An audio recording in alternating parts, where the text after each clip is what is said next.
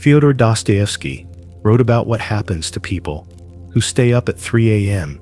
thinking about a mistake they made years ago.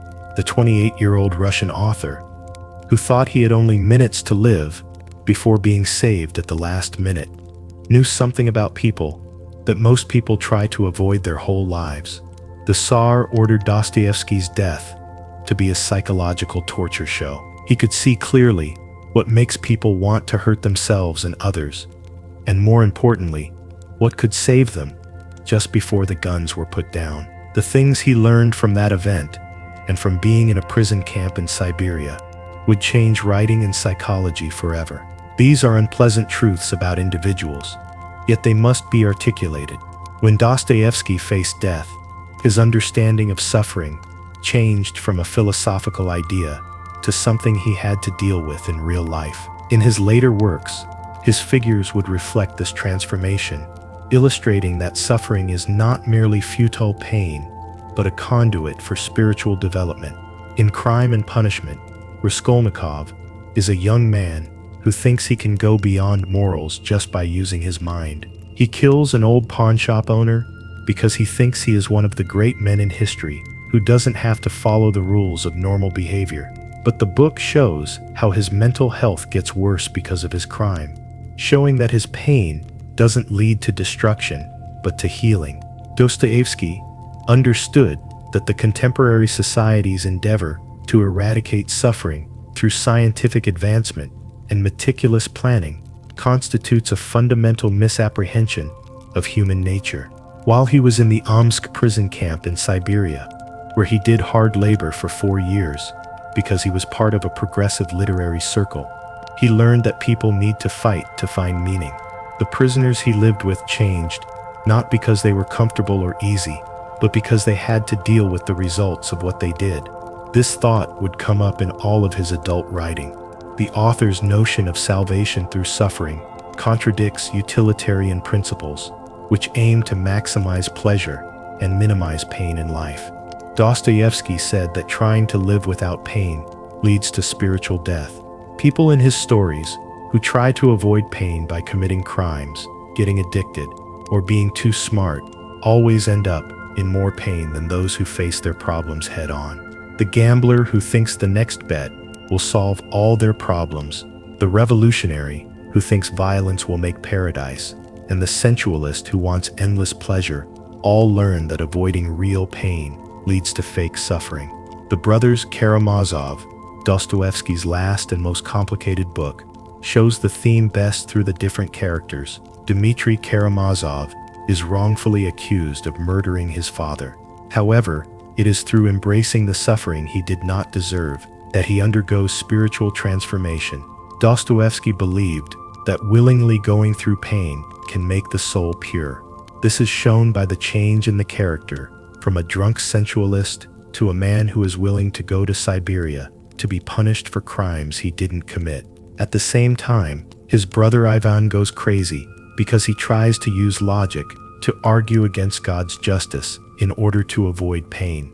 It is crucial for Dostoevsky to differentiate between destructive and redemptive pain. Pride, loneliness, and not being able to accept one's limits can all cause suffering that is bad for you. People who suffer like this, like Stavrogin in Demons or The Underground Man, feel more and more mental pain. They keep getting more and more pain, and they make up complicated intellectual reasons for their misery, while refusing to accept any chance of grace. On the other hand, redemptive pain means being honest about your flaws, taking responsibility, and letting yourself change. This theory didn't come from Dostoevsky's abstract thoughts. It came from his own experiences. His gambling addiction nearly ruined his family's finances, but it taught him the difference between self-inflicted pain and a struggle that is worth it. He learned that physical pain could, in a strange way, make him more spiritually aware because he had seizures without warning all through his adult life. He lost his first wife and brother suddenly, which made him poor and hopeless, but it also gave him ideas for some of his most important works of literature. The way Dostoevsky wrote about pain is connected to the way he thought about free will. People have the awful freedom to choose to end their own lives, and taking away this freedom would mean the end of humanity. The Grand Inquisitor in the Brothers Karamazov says it best when he says that Christ's gift of freedom is a curse that most people can't handle. Dostoevsky asserts that the capacity for individuals to choose between suffering and redemption imbues their lives with significance, despite the prevalence of poor decision-making. A lot of what the author thought about pain and redemption came before modern psychology used them. He knew decades before Freud that people often do things that aren't good for them, that guilt can show up in physical signs, and that confessing can help with mental health problems. Modern trauma therapy emphasizes the processing of painful experiences rather than evasion. Paralleling Dostoevsky's portrayal of suffering as a catalyst for healing, modern readers often find Dostoevsky's focus on suffering disturbing or masochistic, but he never said that people should look for pain just for the sake of it.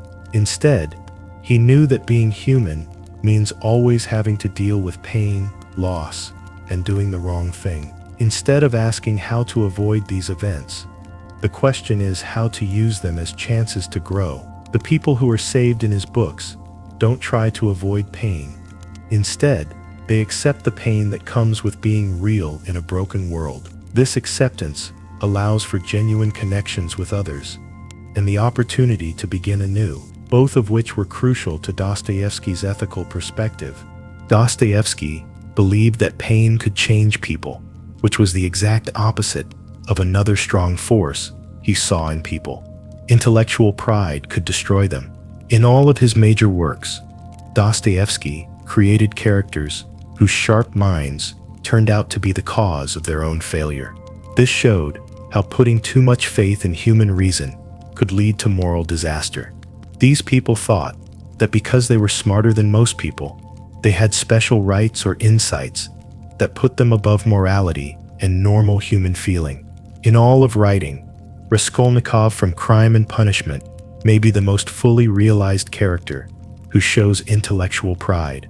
Raskolnikov, a former law student who now lives in extreme poverty in St. Petersburg, comes up with a complex theory that divides people into two groups: normal people who have to follow moral rules, and extraordinary people who can break these rules for the greater good. He uses Napoleon as an example because he was so important to world history that the deaths he caused were worth it. Raskolnikov commits murder to show that he thinks he is better than these other people. The idea itself shows how intellectual pride can be very appealing. Raskolnikov's argument makes sense from a logical point of view. If progress rests on unique individuals who are willing to break old rules and make new ones, then traditional morality might actually get in the way of progress. Within its own limits, his logical construction seems to be airtight, but Dostoevsky shows that this logical way of thinking about ethics doesn't take into account how complicated people are or how real morality is. Raskolnikov's carefully thought-out logical defense falls apart when he actually has to make the decision to kill someone. There is an even more complex case of intellectual pride in Ivan Karamazov, which deals directly with religious issues. Raskolnikov's social Darwinism was very simplistic, but Ivan's rebellion comes from a deep reflection on the pain of innocent people. His famous chapter, Rebellion, lists cases of children being abused and killed, and asks how a divine plan could allow such horrible things to happen. Ivan's points are very strong because he is intellectually honest and morally sensitive. He doesn't say that God doesn't exist, but he doesn't want to live in God's world. He will return his ticket to heaven if it means causing innocent people to suffer. Ivan's situation is dangerous, not because it doesn't make sense, but because it makes him feel bad. He really feels bad when he sees innocent people suffering, but his intellectual pride keeps him from taking any answer that goes beyond pure reason. Ivan doesn't want to accept that human understanding has its limits. He wants the world to follow his idea of what is fair, because he thinks everything is absolute. He comes up with the idea that if God doesn't exist, then everything is okay. This is a logical conclusion that scares him when other people act on it. Dostoevsky knew that intellectual pride can hide more basic psychic needs. He says that his proud thinkers often feel alone, angry, and like they need to be important. Raskolnikov's theory comes from the fact that he is poor and on the outside of society. Because he feels helpless in everyday situations, he creates an intellectual framework that will make him stand out. Ivan's rebellion has something to do with the fact that he is not a real family member and can't accept love. The brain turns into a fortress that protects hurt pride and gives people a reason to act badly toward others. This intellectual pride was linked by the author to larger culture movements in Russia and Europe in the 1800s. German idealist philosophy, French socialism, and scientific materialism all had an effect on an age that was sure that people could use reason to rebuild society based on sound principles. Dostoevsky was a part of this movement when he was young. He was a member of the Petrashevsky Circle, which talked about Foucault's ideas about socialism and change. He was arrested and almost put to death for these actions, which taught him a lot about how ideas in the abstract could have effects in the real world. By making fun of revolutionary groups in a very violent way, Dostoevsky looked at the political aspects of intellectual pride and demons. Shigalyov's character is a creepy parody of systematic thinking. He starts with unlimited freedom and logically ends up with unlimited tyranny. People are manipulated by Peter Verkovensky because he feeds on their intellectual pride and makes them believe that their knowledge makes everything okay. The book shows how intellectual pride can lead to ideological attachment, where people are ready to give up real people for vague ideas. The Underground Man is an example of intellectual pride that is turned inward, as he makes up complicated reasons to support his anger and inaction. He is paralyzed by his overawareness of all the things that drive and stop him, but he takes strange pride in how well he understands how he is falling apart. The Underground Man's intelligence doesn't make him happy or wise, it just makes him keep analyzing himself in ways that hurt himself. His popular claim that people will do bad things just to show they have free will comes from intellectual pride, which means he won't accept any system that would make people behave in a predictable way. Dostoevsky didn't criticize intellectual pride because he was anti-intellectual or didn't believe in reason. His characters are truly brilliant, and their arguments often hold deep insights. Instead, he was against putting intelligence above all other human abilities, such as faith, emotion, intuition, and moral feeling. It's dangerous to think that logical consistency is the only thing that can guide people's actions, or that being smart makes you immune to general moral rules. In Dostoevsky's works, intellectual pride always leads to the same problems. When characters put all of their faith in their reasoning constructions, they will always run into parts of reality that their theories can't explain. Raskolnikov's perfect crime falls apart because of unplanned events and his own mental breakdown. Ivan's logical rejection of God's world makes him lose his mind when he learns that his ideas have made other people violent. When the proud intellectual comes into contact with the irrational parts of people, their carefully kept control breaks down. For these people to get over their intellectual pride, they need to be humble and accept that things are mysterious. Raskolnikov can only be saved when he stops trying to intellectually defend himself and accepts Sonia's simple faith. Ivan's fate is still unknown, but his survival relies on him accepting truths that are beyond his understanding. The mind doesn't have to be rejected, but it does need to know where it fits in with all of human experience. This balance between reason and other ways of knowing would become very important to Dostoevsky as he looked into how crazy people really are. Dostoevsky believed that pain could change people, which was the exact opposite of another strong force he saw in people. Intellectual pride could destroy them. In all of his major works, Dostoevsky created characters whose sharp minds turned out to be the cause of their own failure. This showed how putting too much faith in human reason could lead to moral disaster. These people thought that because they were smarter than most people, they had special rights or insights that put them above morality and normal human feeling. In all of writing, Raskolnikov from Crime and Punishment may be the most fully realized character who shows intellectual pride. Raskolnikov, a former law student who now lives in extreme poverty in St. Petersburg, comes up with a complex theory that divides people into two groups: normal people who have to follow moral rules, and extraordinary people who can break these rules for the greater good. He uses Napoleon as an example because he was so important to world history that the deaths he caused were worth it. Raskolnikov commits murder to show that he thinks he is better than these other people. The idea itself shows how intellectual pride can be very appealing. Raskolnikov's argument makes sense from a logical point of view. If progress rests on unique individuals who are willing to break old rules and make new ones, then traditional morality might actually get in the way of progress. Within its own limits, his logical construction seems to be airtight, but Dostoevsky shows that this logical way of thinking about ethics doesn't take into account how complicated people are or how real morality is. Raskolnikov's carefully thought-out logical defense falls apart when he actually has to make the decision to kill someone.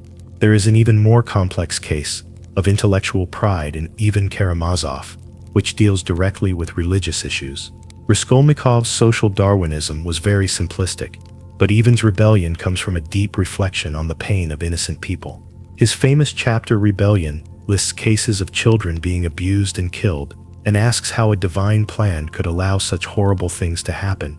Ivan's points are very strong because he is intellectually honest and morally sensitive. He doesn't say that God doesn't exist, but he doesn't want to live in God's world. He will return his ticket to heaven if it means causing innocent people to suffer.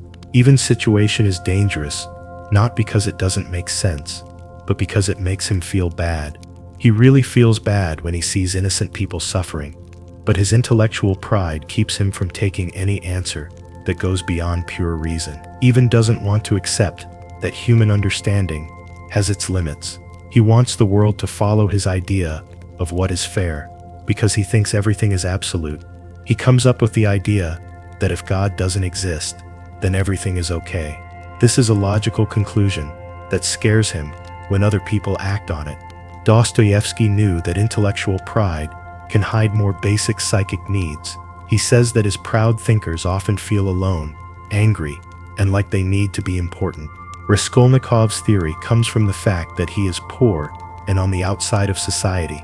Because he feels helpless in everyday situations, he creates an intellectual framework that will make him stand out.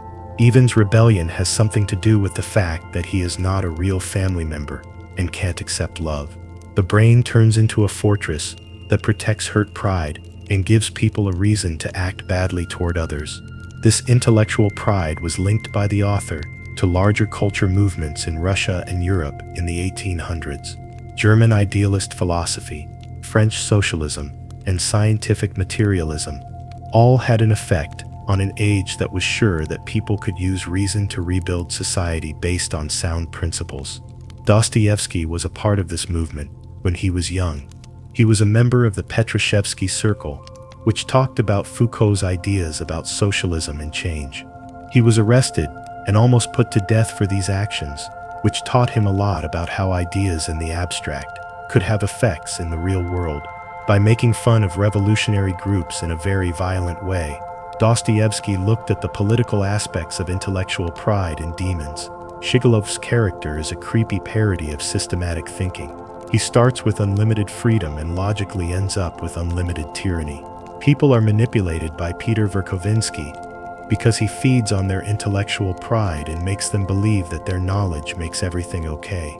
The book shows how intellectual pride can lead to ideological attachment, where people are ready to give up real people for vague ideas. The underground man is an example of intellectual pride that is turned inward, as he makes up complicated reasons to support his anger and inaction. He is paralyzed by his overawareness of all the things that drive and stop him, but he takes strange pride in how well he understands how he is falling apart. The underground man's intelligence doesn't make him happy or wise. It just makes him keep analyzing himself in ways that hurt himself. His popular claim that people will do bad things just to show they have free will comes from intellectual pride, which means he won't accept any system that would make people behave in a predictable way. Dostoevsky didn't criticize intellectual pride because he was anti-intellectual or didn't believe in reason. His characters are truly brilliant, and their arguments often hold deep insights. Instead, he was against putting intelligence above all other human abilities, such as faith, emotion, intuition, and moral feeling. It's dangerous to think that logical consistency is the only thing that can guide people's actions, or that being smart makes you immune to general moral rules. In Dostoevsky's works, intellectual pride always leads to the same problems. When characters put all of their faith in their reasoning constructions, they will always run into parts of reality that their theories can't explain. Raskolnikov's perfect crime falls apart because of unplanned events and his own mental breakdown. Ivan's logical rejection of God's world makes him lose his mind when he learns that his ideas have made other people violent.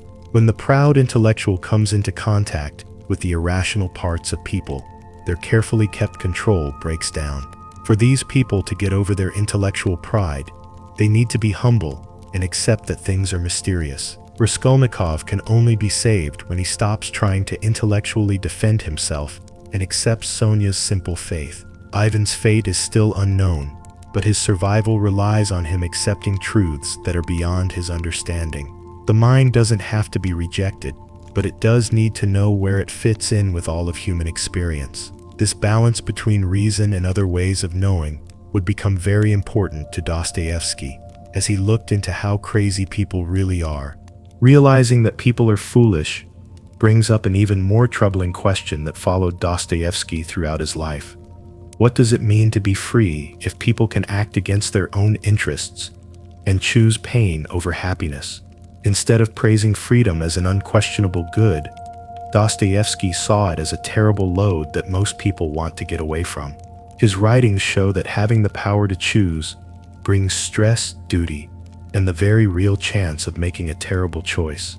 Dostoevsky's most direct look at freedom as a burden is in The Grand Inquisitor, chapter of the brothers Karamazov. Ivan Karamazov's prose poem is set during the Spanish Inquisition and is about Christ coming back to earth to do miracles and inspire love. He is arrested, and the Grand Inquisitor tells him that the Church has fixed what Christ did. The Inquisitor says that Christ's gift of freedom was really a curse that looked like a blessing. People do not want to have to make the terrible decision of what is good and what is bad. They want bread, wonders, and power, someone to tell them what to do so they don't have to make decisions. There is disturbing psychological truth in the Inquisitor's case. To be free, you have to make choices all the time, and those choices come with danger, uncertainty, and the chance of making a mistake. He says that most people would happily give up their freedom for safety and certainty. They need to be told what to think, how to behave, and what will make them glad.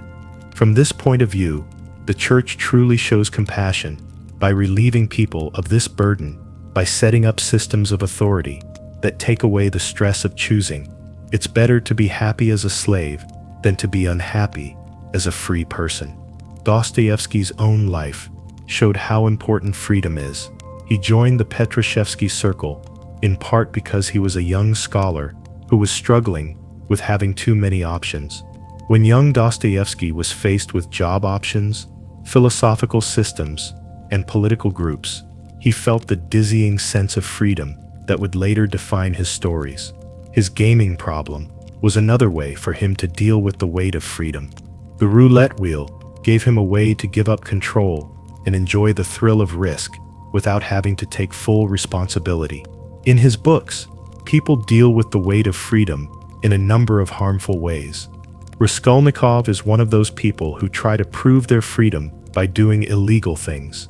The murder is no longer just a way for him to make money. It's also a sign that he is free to break all rules. However, this claim of freedom does not free us. Instead, it locks our minds. Raskolnikov feels more and more trapped by guilt and anxiety, the more he tries to show that he is not bound by moral rules. Others try to get away from freedom by following a philosophy. In Demons, the rebels are happy to give up their own judgment for the cause. They feel better when their choices are limited by political necessity. Dostoevsky shows how totalitarian groups take advantage of this weakness in people by giving them freedom from freedom itself. The promise of utopia makes people willing to obey now, and they gladly accept chains that look like freedom. The book shows that political insanity often comes from not being able to handle the consequences of one's own choices. When it comes to moral decision, the burden of freedom is most clear. In Dostoevsky's stories, the characters have to make choices without clear rules or sure results. Should Dmitry Karamazov fight his feelings for Grushenka? Want to make Prince Myshkin feel better? Should he marry Nastasia Filipovna? Should Raskolnikov say what he did was wrong? Each choice is based on more than one thing, like personal desire, social duty, or moral principle, and there is no one who can give clear answers.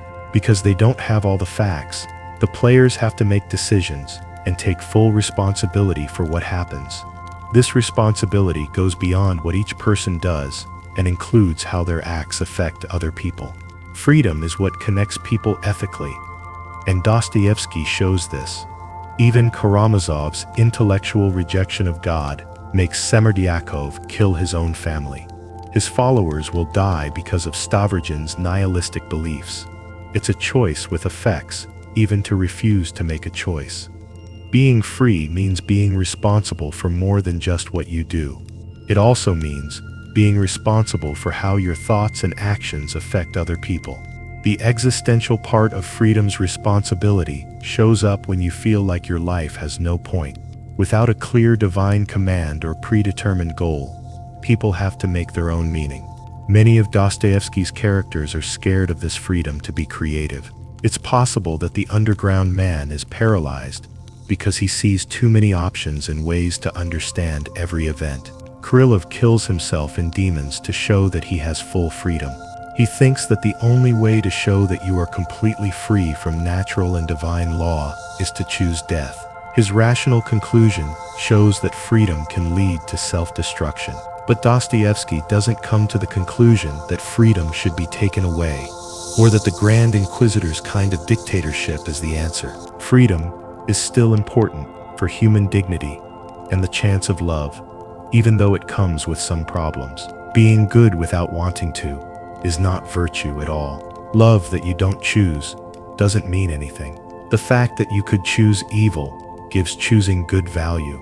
Alyosha Karamazov shows the good way to deal with the load of freedom, taking responsibility while knowing that people have limits, choosing love while knowing that it could cause pain. Freedom and safety are always at odds with each other in human societies. Different modern states give different versions of the Grand Inquisitor's bargain: more material comfort and social order in exchange for less freedom. The weight of freedom can be ignored for a long time, thanks to consumer society. Technology claims that algorithms will help people make better decisions, making it easier for them to make choices.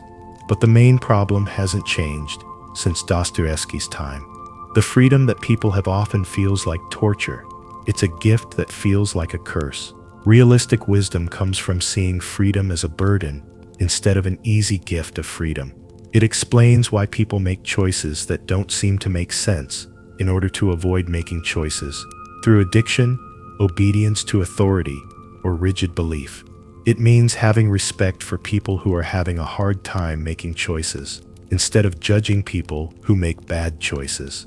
The most important thing it shows is that real human life starts with accepting the burden of freedom instead of running away from it. Dostoevsky thought that this acceptance meant facing what he called the basic split in human nature. That freedom is hard to handle, is made even harder when you know what Dostoevsky thought was the most important truth about people. Everyone has the potential to be both good and bad. You can't get rid of this duality by picking one side and refusing the other. The same person who does acts of real kindness may also be thinking about killing someone.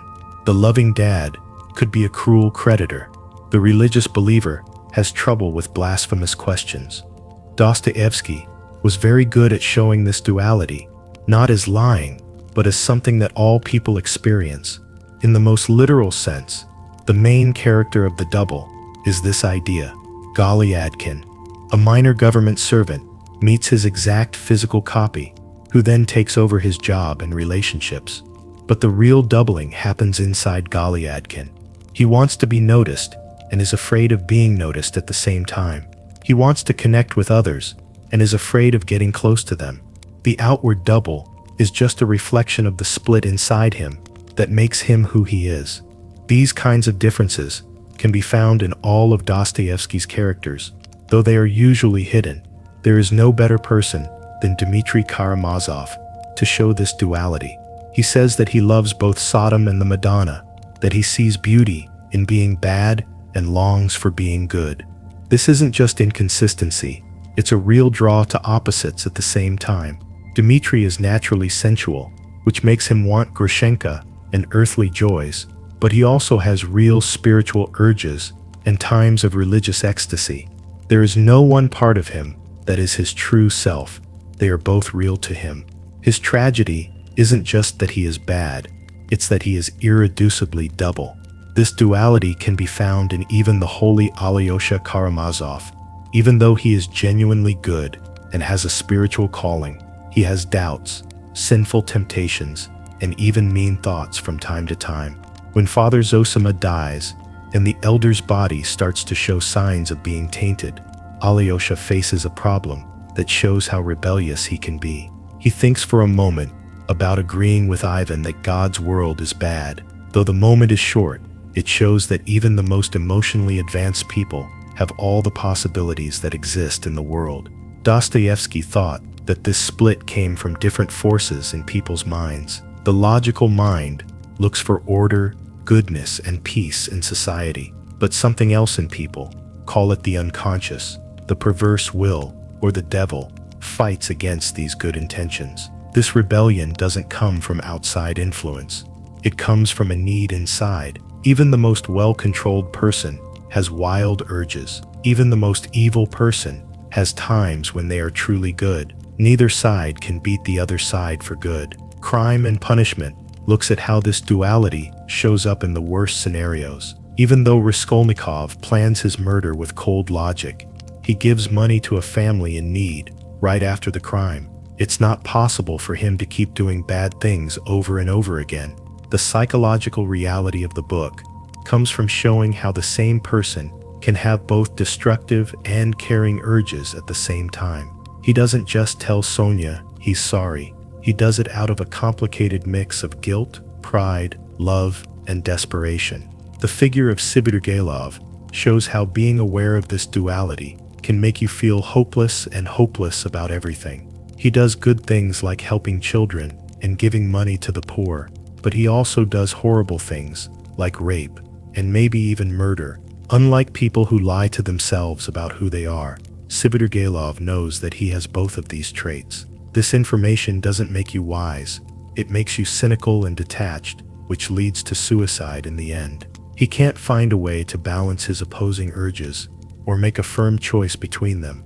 Dostoevsky thought that people were double on a social level as well. People who are good and people who are bad often come from the same homes and situations. There are 4 brothers in the Karamazov family: the good-hearted Alyosha, the smart Ivan, the sensual Dmitry, and the immoral Smerdyakov. They all show different sides of human potential that can be found in any community. This duality can't be fixed by social change because it's part of human nature, not just the way things are outside.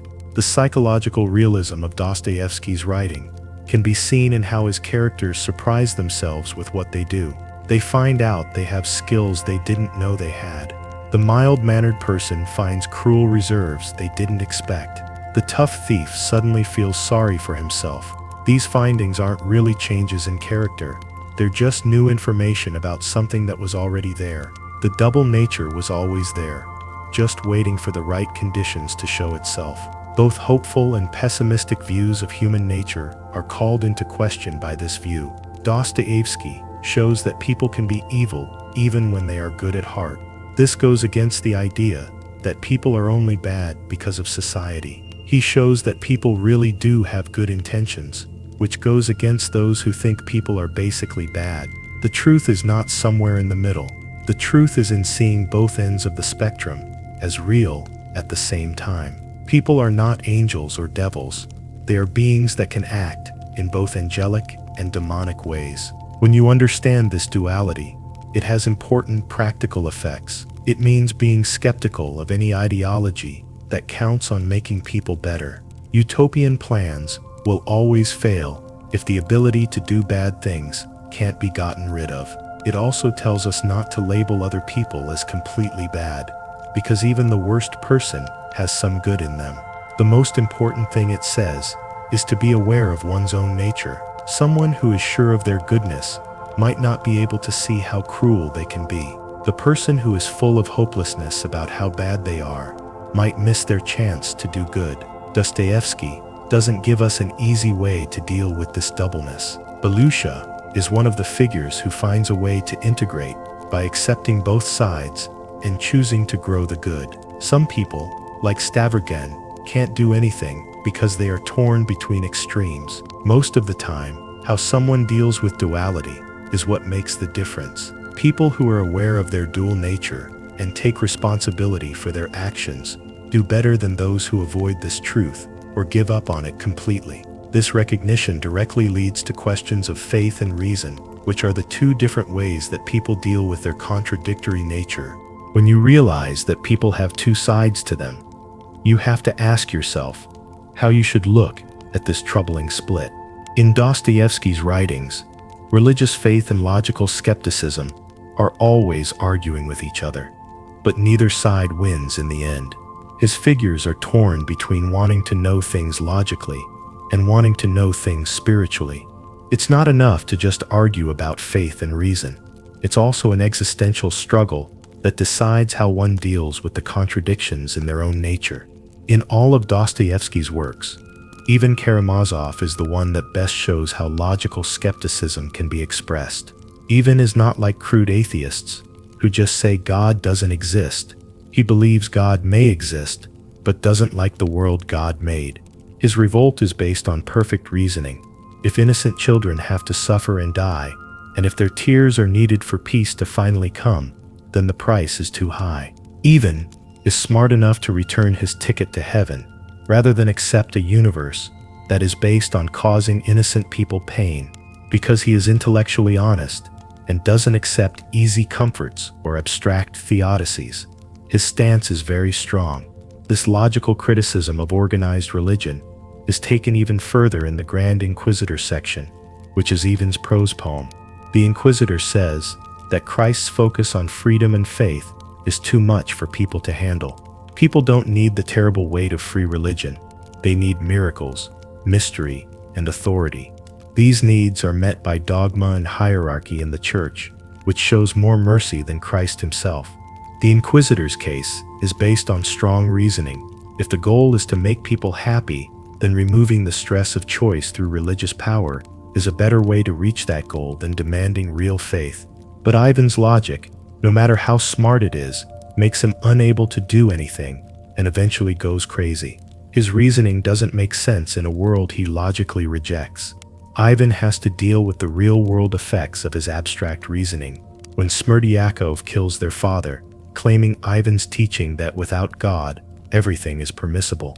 The devil that sees Ivan during his breakdown is not a supernatural being of evil. Instead, he represents the logical endpoint of pure reason separated from faith, a chattering void of endless analysis, with no meaning or purpose. Father Zosima represents the other view of faith, which is not just dogmatism that goes against Ivan's reason. Zosima's faith comes from her own life, not from a philosophical argument. His wisdom comes from pain, compassion, and a deep understanding of how all people are linked. Zosima shows a kind of knowledge that goes beyond reasonable analysis when he bows down to Dmitry Karamazov, even though he knows he will suffer. His teachings stress active love over intellectual knowledge, which means that faith is shown through action rather than proof. The author, Alosha Karamazov, tries to bring faith and reason together, but it's not easy for him. Even though he feels a real religious calling, he can't use similar reasons to answer Ivan's intellectual questions. When Father Zosima's body starts to break down, which goes against the belief that it was miraculously preserved, Alosha has his own faith crisis. He doesn't get rid of his doubts by using logic, but by having a mystical experience of cosmic harmony while hugging the ground. This means that faith seems to work in ways that reason can't fully understand. Dostoevsky had a similar complicated relationship with faith and reason. As a child, he was interested in rational socialism and Western thought. Later, he became interested in Orthodox Christianity, but he never reached a state of simple belief. In a famous letter, he said that if he had to pick between Christ and the truth, he would pick Christ.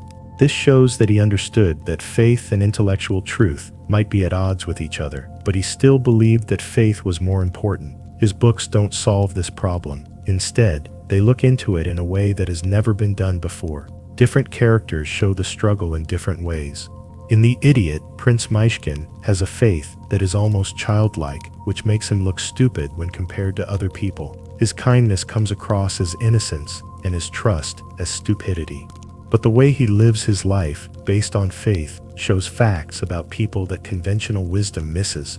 On the other hand, the nihilists and demons show how pure reason, without any religious values, can make any horrible action okay, as long as it serves logical purposes. When their reason isn't linked to a higher meaning, it stops making sense.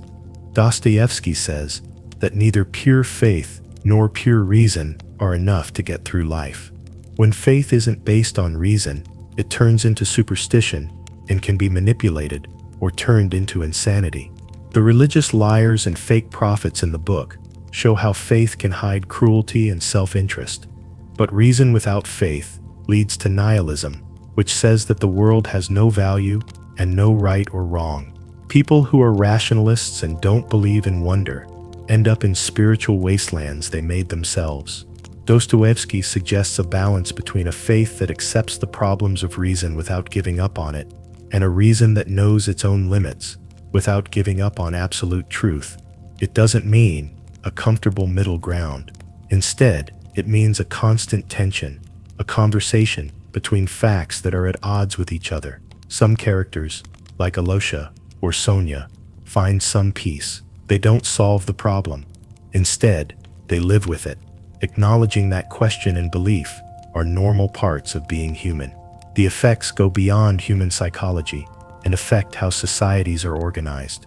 Societies that are built only on logic and don't take into account people's need for meaning and mystery set themselves up to fail. However, societies that are only built on religious authority become oppressive theocracies when they shut down rational inquiry and personal conscience.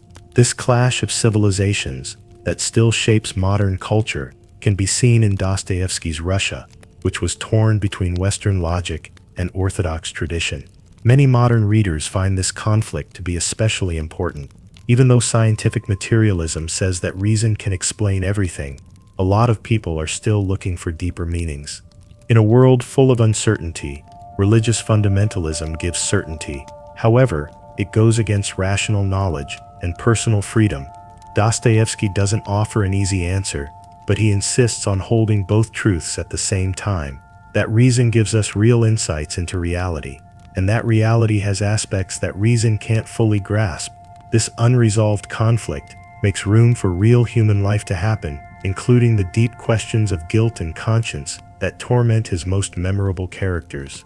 When you look at the worst parts of human behavior, like the criminal mind and the mysterious workings of guilt, the conflict between faith and reason is at its strongest. Dostoevsky was the first author to write a psychological book that put readers inside the minds of murderers and showed not only what they did, but also how it felt to do bad things and have to deal with the results. His research into criminal psychology came before science, criminology, and psychoanalysis, but the depth and accuracy of the insights he found are still unmatched. This kind of psychological invasion is best shown in Crime and Punishment. There is a lot more in the book about Raskolnikov's mental health than about the crime. Only a few pages are about the killings themselves, but hundreds are about how they affected the people who were affected. Dostoevsky knew that the real story is not in what the criminal does, but in what goes on inside their mind. Raskolnikov's punishment starts right after the murders. It's not from the cops or the courts, but from his own mental breakdown. The steps in Raskolnikov's mental trip are a clear progression of his thoughts. Before he does the crime, he feels detached, like he's in a dream, and thinks about his planned murder as an abstract psychological idea.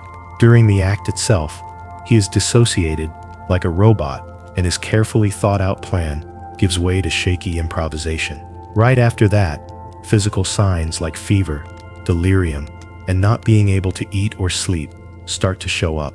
The fact that his body is fighting against what his mind has done shows how deeply moral wrongdoing affects physical health.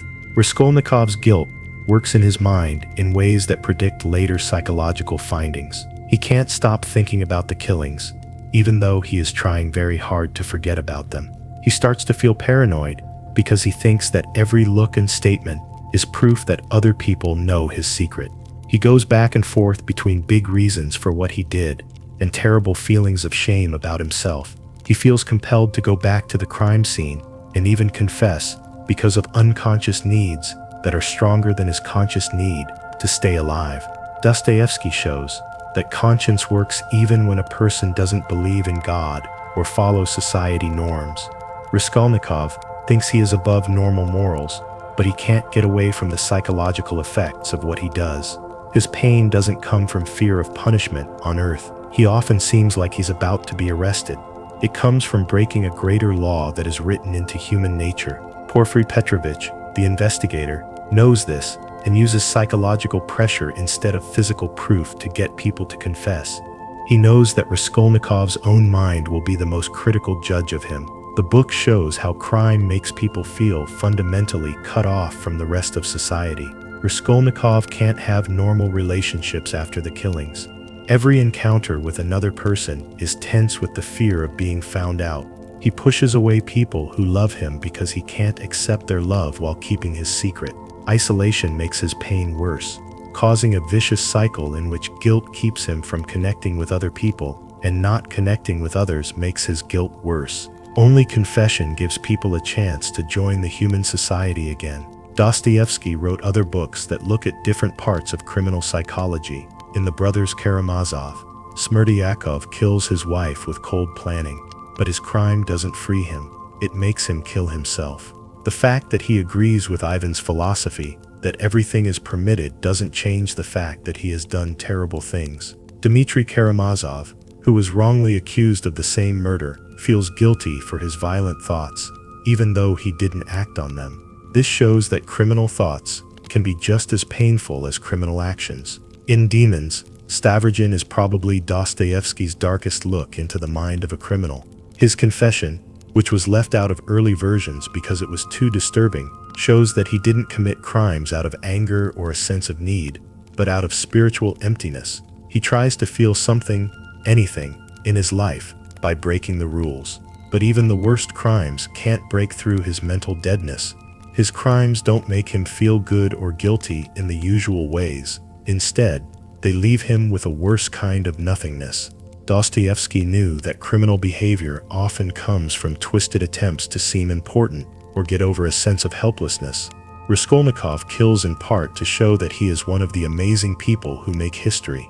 The underground man's small cruelties make up for the fact that he is not important in society. In Demons, revolutionary attackers kill political opponents to be a part of what they see as a change in the course of history. Crime is a strange way for people who feel helpless to take control of their lives. The psychological realism of these images changed how people thought about criminal behavior afterward.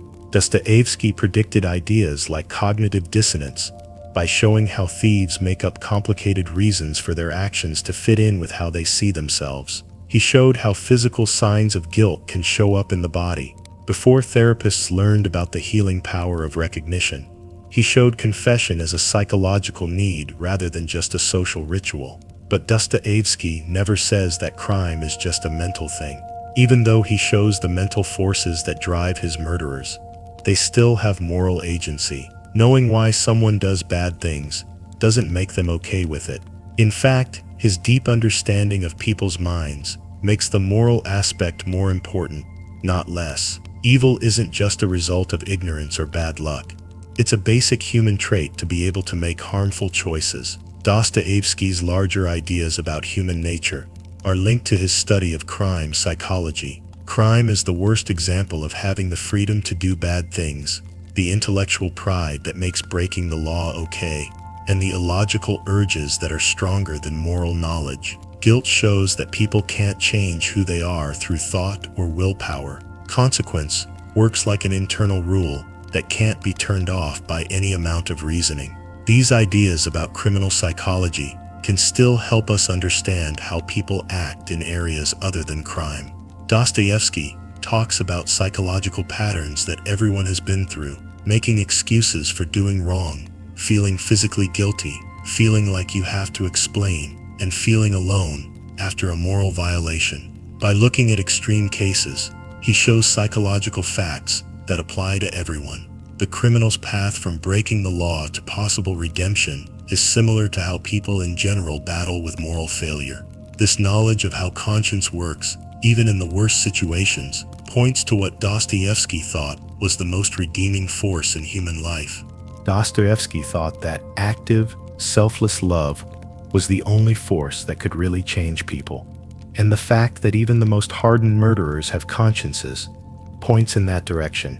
This love has nothing to do with romantic romanticism or vague kindness. In Dostoevsky's world, redeeming love means taking real action, giving up things you want, and being ready to share in someone else's pain. Characters who show this kind of love don't teach or judge. They just show that there is another way to live, besides being alone and depressed.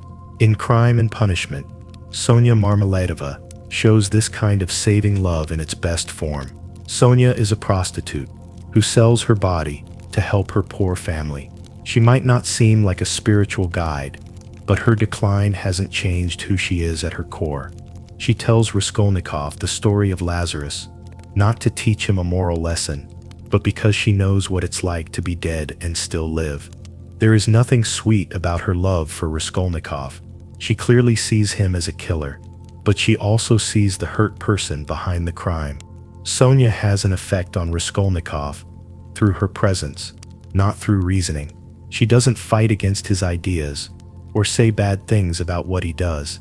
Instead, she's just there to show that there is another way to be. In spite of being bad, she has faith because she has personally experienced God's kindness. When Raskolnikov finally tells her the truth, she doesn't freak out, but feels bad for him because he is in so much pain. She gives him a kiss and tells him that no one is sadder than he is.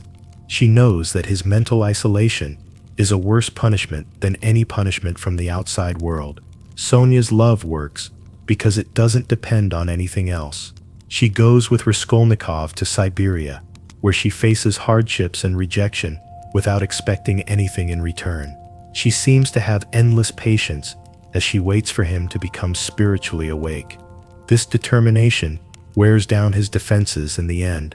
In the conclusion, Raskolnikov changes not because he changes his mind, but because he sees Sonia with new eyes and realizes the love that was always there.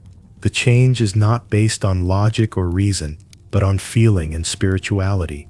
Alyosha Karamazov is a symbol of a different kind of redeeming love that works in the family and community.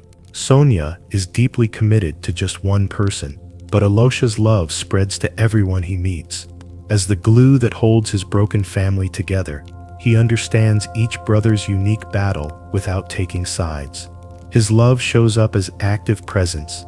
He shows up when it's needed, listens without passing judgment, and comforts through understanding instead of advice. Alyosha's love has many effects, as shown in the scene with the schoolboys. By showing Alyosha, the lonely child, respect and kindness, and by getting his classmates to go see the dying boy, Alyosha changes a hurtful and lonely situation into one of community and meaning. At Alyosha's funeral, he talked about a good memory from his childhood. This shows how love can plant seeds that may bloom years later. This result shows that love is not just a private feeling, but also a social force. In The Idiot, Prince Myshkin tries to live by pure love, but he shows how hard this can be and how tragic it could be, because he feels sorry for Nastasia Filipovna, a woman who has been abused in the past. He proposes marriage out of sympathy rather than love. This action, which was meant to save her, makes things worse. Even though Mishkin loves deeply, he doesn't have the actual knowledge that Sonia or Alyosha do. He doesn't see that love has to deal with limits sometimes, and that wanting to save someone can turn into a source of pride. Dostoevsky makes a distinction between types of love that work and types that don't. Ivan Karamazov says that it is common to have an abstract love for humanity, while also not being able to love real people. The rebel who says they love the people may actually hate certain people. In theory, kindness doesn't ask for anything in return and doesn't change anything. Real love means being with certain people through all of their problems. It means loving specific people, like the drunk dad, the proud brother, or the broken woman, not just people in general. These are real people who may reject or fail you. Love has the power to change things in Dostoevsky's works through a process that could be called spiritual spread. When characters are touched by real love, they often start to show it to others. Sonia's patient loyalty changes Raskolnikov, and he learns how to connect with other prisoners. Dmitry Karamazov learns to care about others who are hurting through the love of Grushenka and Alyosha. When two people love each other, they create chains of forgiveness that go beyond their own relationships. This view is linked to what Dostoevsky believed as an Orthodox Christian about the spiritual body of humanity. Everyone's mental state has an effect on everyone else. Active love from one person can strangely ease the weight of all of our sins. This is why Dostoevsky's saints take responsibility for all sin, not because they are masochistic and want to blame themselves, but because they know that everything is deeply connected. Love is what brings people back together after pride, crime, and being alone. Love's problems are just as important as its strength. Characters can't accept the love they need because they are too proud. Liza is pushed away by the underground man because her genuine care threatens his creation of who he is. Nastasia Filipovna runs away from Mishkin's kindness because she doesn't think she deserves to be forgiven. Being able to receive love takes humility, which a lot of characters can't reach. They would rather stay alone than take the risk of being vulnerable, which love requires. Dostoevsky's story of saving love can teach us a lot about how to be in real-life relationships. Love means being able to accept that people make mistakes, being ready to be rejected, and having faith in the hidden prospects for change. Not through big actions, but through being there for a long time and doing small acts of kindness. Most importantly, it needs to be based on a realistic view of human nature, including the evil that we've talked about in earlier parts. Love that is too naive and doesn't see the evil in people is either useless or harmful. The idea of love as a force that can save the world is not just a romantic way of thinking about people. Dostoevsky has a lot of characters who turn down love and choose pride and isolation over chances to connect with others. Love gives you options, not guarantees. Its power to save needs free acceptance, and freedom means having the choice to say no. When you are honest about the limits of love, its wins become more important, not less important. When transformation through love does happen, it is a real miracle in the natural order, a glimpse of something higher in a normal human connection. But this transcendent option exists at the same time as attempts on earth to make paradise through human effort alone, which Dostoevsky strongly disliked. People of Dostoevsky's time were very interested in group plans for saving everyone, which was very different from the idea that people could be saved through individual love. In Russia and Europe in the 1800s, revolutionary movements claimed to make the world a better place by reorganizing society, planning with science, and getting rid of traditional authorities. Dostoevsky was enchanted by idealistic ideas when he was young. He later saw them as one of the most dangerous temptations for people, a kind of intellectual pride that always leads to oppression and destruction. Dostoevsky first became interested in utopian ideas when he joined the Petrashevsky Circle, a group of young thinkers who got together to talk about French socialism especially Charles Fourier's ideas. Idealistic young Russians looking for alternatives to Tsarist autocracy liked Fourier's idea of perfectly organized communities, called phalansteries, where people's emotions would be scientifically balanced.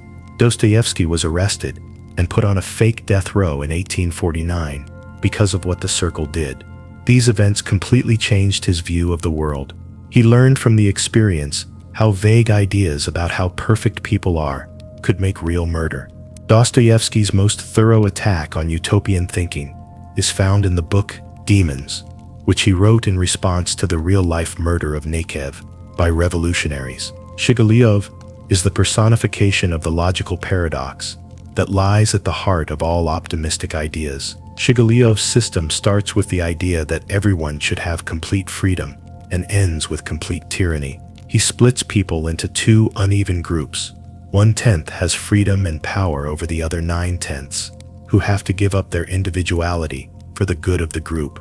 This paradox shows the main problem with idealistic thinking. To make its vision come true, it has to deny the way people really are. Because people consistently act strangely, choose pain, and fight against systematization, making them happy is a necessary part of any perfect society. In Demons, the rebels say they love humanity, but they hate real people who don't agree with their ideas. Peter Verkovensky takes advantage of his followers' vanity and idealism to get what he wants. He doesn't care about the paradise he offers. He only wants power. The Grand Inquisitor shows a different way of thinking about society, one that isn't based on revolutionary ideas, but on kind dictatorship. His vision gives people bread, miracles, and power in exchange for their freedom. It gives them material protection and spiritual certainty. This is a more advanced utopianism that doesn't try to hide the fact that people are weak. Still, it's basically flawed because it sees people as children who can't grow, denying them the chance to live a real life through struggle and choice. For Dostoevsky, utopian thought is based on real human wants, like wanting justice, equality, and an end to suffering. Many of the rebels in his books start out as idealists who are horrified by real social problems. Their first drives to change come from kindness, but when good goals turn bad, that's when reform turns into revolution, when improvement turns into transformation. When you want to get rid of all pain, you end up making new kinds of it. When people try to improve human nature, they end up destroying what makes people human. Dostoevsky uses the Crystal Palace in Notes from Underground to represent all dream homes that people want to live in. This perfectly logical building, with its clear structure and mathematical organization, is the dream of a society where everyone's wants are known and met. The underground man, on the other hand, is sure that someone will destroy this crystal castle just to show that people are not like piano keys or organ stops. You can't take away the need for freedom, which includes the freedom to make bad or irrational choices. That would destroy human nature. There is always violence in ideal projects, because reality doesn't follow theory. When people don't want to live in heaven, utopians have to decide whether to give up on their dream or force everyone to follow it. They usually choose force because they have put everything they have into making their method perfect. In Demons, the rebels go from talking about ideas to killing with scary ease. Everyone's worst crime is okay, because the end goal is happiness for everyone forever, which is an infinitely valuable goal. Dostoevsky had a lot of problems with the materialism basis of most utopian ideas. Socialist revolutionaries thought that crime, unfairness, and pain were caused by bad social order and unequal distribution of resources. They said that if you change the outside situations, people would show how good they really are. Dostoevsky replied that spiritual issues need spiritual answers. There is no amount of bread that could satisfy our need for purpose. The evil that is in every person could not be taken away by any society. People who aren't political revolutionaries are also psychologically drawn to utopian thought. Utopian ideas include any plan that says it will remove all doubt, give all the answers, or make life great for everyone. This includes some types of religious fundamentalism, science materialism, that says technology can solve all problems, and therapeutic ideas that say they can get rid of mental pain. All of them make the basic mistake of thinking that the sad parts of life can be fixed by people working together. The fact that ideal projects are still being worked on in modern societies, often without realizing it, shows how relevant they are today. Utopian ideas can be found in the claims that algorithms will make choices easier, social media sites will make it easier for people to connect with each other, and political movements will bring back imagined past beauty. Even though the specifics change, the structure stays the same. The idea that good organization can get rid of the basic stresses of life. Dostoevsky's alternative to utopian thought doesn't mean giving up on trying to make things better or accepting wrongdoing. Instead, he wants people to be humble about their flaws, accept that pain can't be completely eliminated, and focus on changing themselves instead of trying to make everything perfect. The way forward is not through big plans, but through the slow, loving work that has been talked about in earlier chapters. This means facing the fact that material worries, especially those related to money, can reveal deeper spiritual truths. The rejection of ideal materialism is linked to another recurring theme in Dostoevsky's writing: how money can corrupt people and how it can lead to spiritual crisis. Revolutionaries thought that giving people the right amount of money would solve all of their problems, but Dostoevsky showed that money can become a spiritual force that brings out and amplifies the inner conflicts in people. He had a terrible gambling addiction that taught him a lot about how material passion can show and cause spiritual emptiness. He started playing when he went to the casino in Wiesbaden on his first trip to Europe in 1862. What began as interest quickly turned into a need. He lost all of his money and advance payments from publishers, borrowed money from friends, and even his wife's things that he had pawned at roulette tables across Europe for almost 10 years. His letters from this time show with professional accuracy how addiction affects people's minds. He talks about the physical feelings, the crazy thoughts that made him think he had found a way to do something, and the promises to quit that he broke within hours. This personal experience is turned into universal insight in the novella, The Gambler, which was written in just 26 days to meet a tight schedule. Alexei, the narrator, is a teacher for the family of a Russian general who is staying at the German resort of Roulettenberg. He starts gaming to win money for the woman he loves, Polina, but it quickly turns into an end in itself. While Alexei is stuck as a poor teacher, the roulette wheel gives him the chance to instantly change his life and become someone important through a lucky break. Dostoevsky shows how gaming addiction is like religious experience, but not as serious. When a gambler wins, they feel like they've been picked by fate and are above normal people for a moment. Chance takes the place of providence in the casino, which turns into a strange church. People who are spiritually empty are especially drawn to gambling addiction because it gives them strong feelings that fill the void. But like all false infinities, it makes the hunger it claims to fill even worse. Every win means bigger stakes, and every loss means getting back at fate. The way a gambler thinks and feels can teach us a lot about how people relate to money in general. Alexei knows that the house has a better chance of winning, that his method is a lie, and that he is likely to lose everything.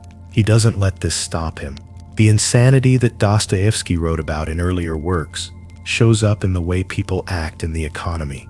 The gambler goes against his material interests because there is something in people that doesn't like pure economic math. Changes that can happen by chance are more appealing than steady gains that come from hard work. In Dostoevsky's books, money is used to show how spiritual people are. Characters who hoard money, like Fyodor Karamazov, show spiritual constipation, which means they can't give or accept love. This shows up as holding on to things. People who waste money, like Dmitry Karamazov with his wild giving, show that they are both kind and careless. The characters' relationships with money become diagnostic, showing what they really value and fear. The miser and the spendthrift both show a mental imbalance through their different ways of handling money. Crime and Punishment looks at how poverty can change a person's soul, but not in the way that social reformers thought it would. Raskolnikov's poverty makes him more likely to commit crimes, but not just because he needs money. Being poor hurts his pride, makes him feel small, and sets the stage for his Napoleon complex. Still, some bad characters, like Sonia, stay spiritually pure even though their lives are falling apart. What makes the difference is not what is happening outside, but how the people see what is happening. Raskolnikov uses his poverty as a reason to show how much better he is by committing crimes. In The Idiot, the merchant Rogojin shows how wealth without mental growth can destroy you. His sudden inheritance of a huge fortune makes him even more passionate without giving him any knowledge or restraint. He spends a lot of money to get Nastasia Filipovna to show how much he loves her. He throws bundles of bills into the fire. This action shows that money is a symbol of power, desire, and eventually trying to buy something that can't be bought. Rogozin's money doesn't satisfy his interests. It makes them easier to do. Dostoevsky was especially critical of the bourgeois view that virtue and wealth are equivalent. People who are proud of how financially smart they are often the ones who are mentally bankrupt. In Crime and Punishment, Luzin is this type of person. He is a wealthy lawyer who bases even his marriage proposal on how it will affect his finances. His practical view of relationships, in which he sees people as investments, shows a deep-seated corruption that can't be fixed by money. Spiritual failure is hidden by material success. Institutional levels are also affected by the theme. When church officials visit Father Zosima, they seem more interested in the monastery's money than in spiritual issues. Revolutionary groups give up on their goals in exchange for money, which changes their behavior. When things are reduced to money, even family relationships suffer. The Karamazov brothers' fight over their inheritance shows how money problems can hide greater needs for love and acceptance. Dostoevsky's ideas about the moral side of money are especially useful in today's consumer society. A modern version of the gambler's delusion is the idea that buying things will give you meaning and that the next purchase will meet your deeper needs. Credit cards let people do the same harmful things to themselves that Dostoevsky saw at roulette tables. The spiritual emptiness that leads to compulsive shopping is similar to the void that his gamblers tried to fill with luck. Dostoevsky's answer doesn't involve either giving up material things as a way to be good or accepting them without question. People who are spiritually healthy have a healthy relationship with money. They don't worry too much about getting or losing it.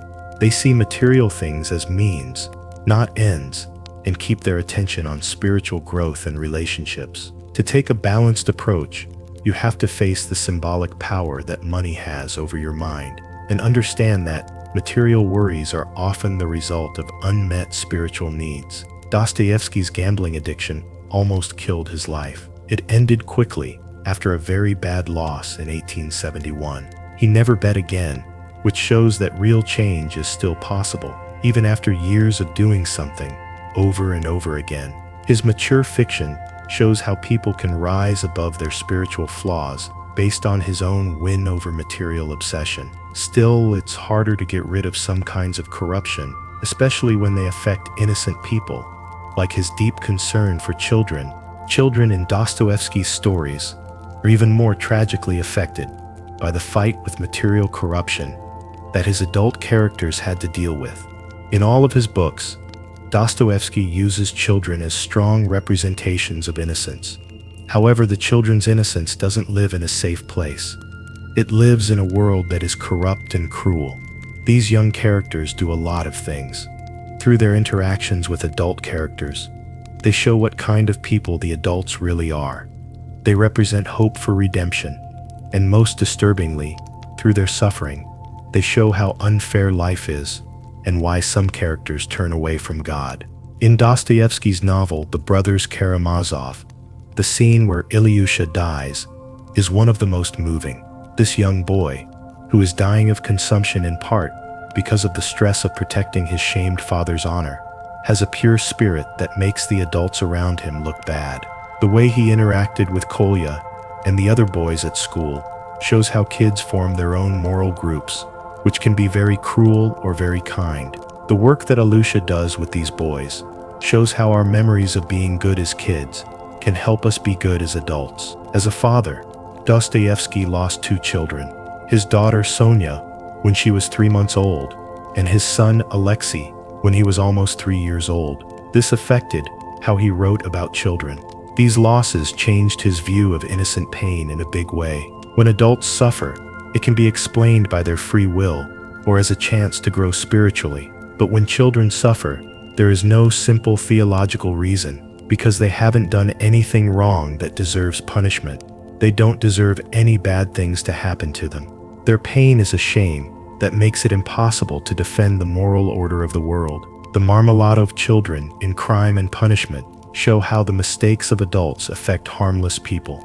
These kids lose their childhoods for no fault of their own because they are forced to learn about poverty, drunkenness, and degradation at a young age. Teenage daughter Sonia works as a prostitute to help feed her younger brothers. One of the saddest scenes in the book is the scene of the little kids dancing in the street to make money while their father drinks away the family's money. Even though things are getting worse, the kids still have a sense of joy and hope that their adults have lost. In The Insulted and Injured, Nellie is the character who shows the worst kind of childhood pain.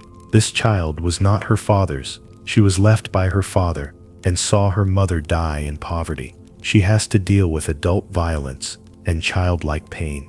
The novel's plot doesn't use her early death to make things better. She just suffers and dies, leaving people to wonder about God's justice. Dostoevsky doesn't use sentimental comforts to make this picture softer. The child is suffering, and that pain can't be fixed. It must be faced, not explained away. The pain of children is at the heart of Ivan Karamazov's chapter on rebellion. He tells stories about kids whose parents beat them, dogs that tore them apart for fun, and parents who locked them in outhouses overnight. These are not made-up stories. They are real cases from Russian newspapers, which makes them unbelievably scary. Ivan's case is stronger when he talks about children. It's easier to understand why adults should suffer, but it's hard to understand why a 5-year-old should be beaten until she is covered in bruises. In all of Dostoevsky's works, his failure to accept any future peace based on such pain is the strongest challenge to religious faith. But Dostoevsky also shows children as ways to find forgiveness and become good again. The story that Prince Myshkin told about Marie and the kids in Switzerland shows that kindness in childhood can win out over prejudice as an adult. When Marie's sexual fall makes the adults in the town avoid her, Myshkin turns the children, who were vicious at first, into love agents. Their simple acceptance of her as a person and their readiness to bring her flowers and comfort are the only things that made her last days less sad. Children show that they can change their morals in ways that adults, who are hardened by social norms, can't. The idea of childhood is used as a metaphor for spiritual states. That's why characters who want to be forgiven often have to act like children again, not in a naive way, but in a way that brings back spontaneity, trust, and an openness to kindness. Alyosha Karamazov still acts like a child, even though he is an adult. Spiritually, he is like a child because he can believe, love without conditions, and find happiness in small things. This state is not the same as being young or immature. It means choosing to keep some childish traits, even though you know the world is dark. Dostoevsky particularly hates people who hurt children, considering this the worst sin that can happen. In Dostoevsky's moral world, Stavrogin's admission that he raped a girl is the worst thing that could happen. Damage to a child's innocence is a crime against life itself, not just against the kid. They destroy the very idea of hope and rebirth that children represent. Dostoevsky makes protecting childhood innocence a moral duty, even though he knows it will be hard to do in a world that has already been ruined.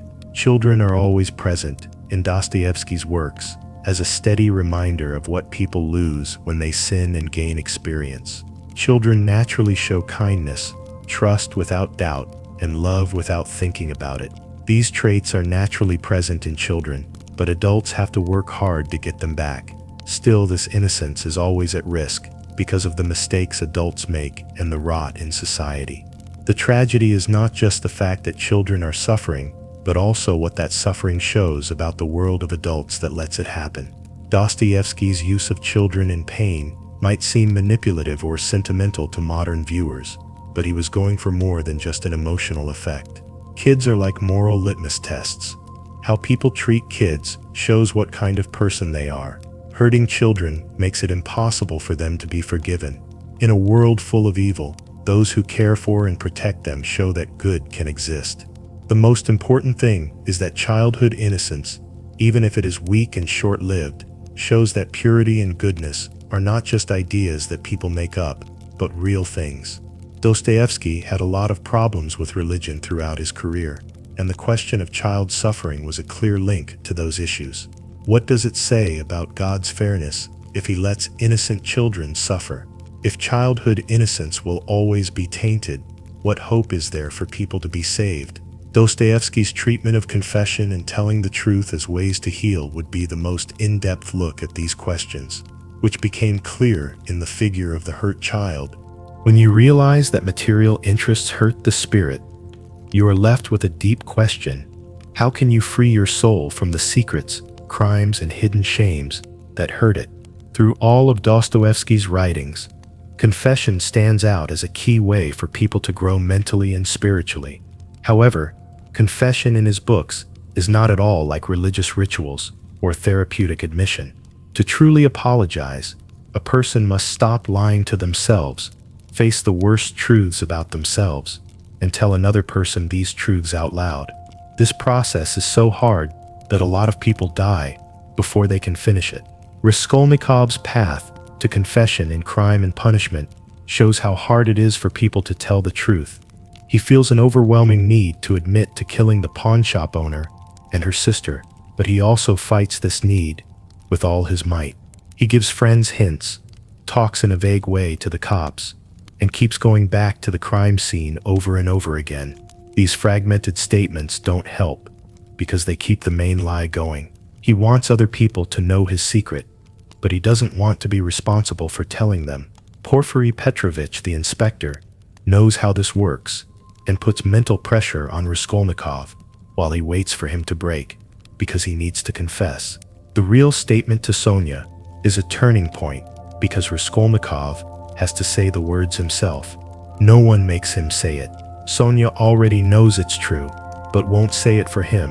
When he finally says, "I killed," the words seem to have real weight. Telling the truth out loud breaks the spell of loneliness that has been holding him back since the killings. Even so, this confession is still not full. Raskolnikov tells Sonia the truth, but he keeps using complicated ideas to explain what he did. Admitting actions isn't enough for a true confession. You also have to agree that they were morally wrong. Dostoevsky makes a distinction between confession as a plan and confession as a moral need. Characters often confess on purpose, either to control others, get pity, or ironically, to keep their pride by acting like they're humble. Fyodor Karamazov does grotesque parodies of confessions, lovingly sharing his sins without really repenting, because they use the form of truth-telling to trick people. These false statements make spiritual corruption worse instead of better. Behind the act of revelation, the speaker stays mostly hidden. In all of Dostoevsky's works, Stavrogin's repressed confession in Demons is the scariest look at telling the truth. This statement was supposed to be a chapter called At Tikhon's, but it was deemed too shocking to be published. In it, Stavrogin talks about how he sex-upped a young girl who later killed herself. The confession itself turns into a place where people fight spiritually. Stavrogin wants to admit to show how strange he is by showing that he can face any truth about himself without being scared. Father Tikhon can see this pride and tells the person that repentance without humility will not help them get better. Dostoevsky's psychological realism is clear in the way his characters refuse to admit, even though they need it so badly. The underground man almost makes a real connection with Liza, but he ruins the moment instead of showing how vulnerable he really is. It's impossible for Ivan Karamazov to admit that he killed his father, so his guilt shows up as devil visions. Dmitry Karamazov admits to crimes he thought about committing, but not the one he is accused of. This shows that the need to confess can be connected to guilt in a symbolic rather than a literal way. For Dostoevsky, confession is more than just saying something out loud. It involves a connection. Speaking the truth into nothing changes nothing. The confessor needs a real person to be a witness who can hear the truth with kindness and still be morally clear. Sonia gives Raskolnikov this. She doesn't downplay his crime or give him easy forgiveness, but she keeps the hope that he can change. For many characters, Father Zosima fills this role by making the story a safe place where the truth can be told. It turns out that how well you listen is just as important as how well you talk. Confession has the power to change people in a number of ways. To begin, it ends the feeling of being alone that secrets cause. The person who is hiding a terrible truth lives in a private hell, unable to connect with real people. Admitting your sins makes society possible again. Second, telling the truth out loud makes it real in a way that just realizing it inside yourself can't. The outside witness says that the confession took place, which stops the confessor from denying it again. Third, confession starts the process of merging, which lets the person see all of their true selves instead of creating separate ones. Dostoevsky also shows that confessions don't always work or aren't enough. Stavrogin's apology to Tikhon doesn't make things better because he does it out of pride, not because he is sorry. When people like Svidrigailov reach a certain point, confession no longer helps because they no longer believe they can be saved. To be able to admit in a meaningful way, you need to still feel connected to other people and have hope for change. If these things aren't there, confession is just another way to hurt yourself. The fact that it's hard to get a real confession speaks to larger issues about the dual nature of people and the weight of freedom. When people don't want to face their evil side, they create complex false selves. The intellectual pride that makes crime okay fights the humility that confession calls for. But telling the truth is still an important part of being human. The lies that Dostoevsky's characters keep hurt them more than the crimes they do. Keeping a lie up often causes more mental pain than any punishment from the outside world. Many of Dostoevsky's ideas about confession have been supported by modern psychology. For the talking cure to work, hidden information must be brought to light through speech. Trauma therapy stresses how important it is to talk about painful events in order to process them. But Dostoevsky adds things that aren't always present in secular methods to therapy. His statement needs more than just emotional release. It needs moral acceptance as well. The goal is not just to feel better, but to get better by taking responsibility. Realizing both how important and how hard it is to tell the truth is part of being wise in modern times. The pressure to keep up fake selves has grown in a world where online characters are carefully chosen and professional image management is common. Still, people still have a psychological need for honest communication. Dostoevsky says that this need can be met not just by telling the truth in public or going through therapy, but also by having a real conversation with another person who can see the truth with both judgment and kindness. His works are about the deepest questions about justice, pain, and divine order. These questions are linked to the deep human need for honest confession. The need to confess and tell the truth brings up an even more troubling question that plagued Dostoevsky his whole life. If people have to admit that they and the world are evil, then how can evil exist in a universe that was apparently made by a good God? This question of theodicy, the attempt to find a balance between God's justice and the fact that people suffer, shows up in all of his writing. But the Brothers Karamazov is where it really shines. Dostoevsky doesn't try to make the problem easier to understand. Instead, he shows how complicated it is, not downplaying either the fact of evil or the possibility of faith. Even Karamazov articulates the challenge with a force that has never been seen before in his chapter called Rebellion. He doesn't say that God doesn't exist, but he doesn't agree with the world that God made. His argument is based on real cases from Russian newspapers that show how innocent children are hurt. For example, one child was abused by her parents, and another was torn apart by hunting dogs because they hurt a general's favorite dog. Ivan's examples are especially powerful because they feature people who can't possibly deserve to be hurt. Adults may suffer because of sin or free will, but what could a 5-year-old do wrong enough to deserve to be tortured?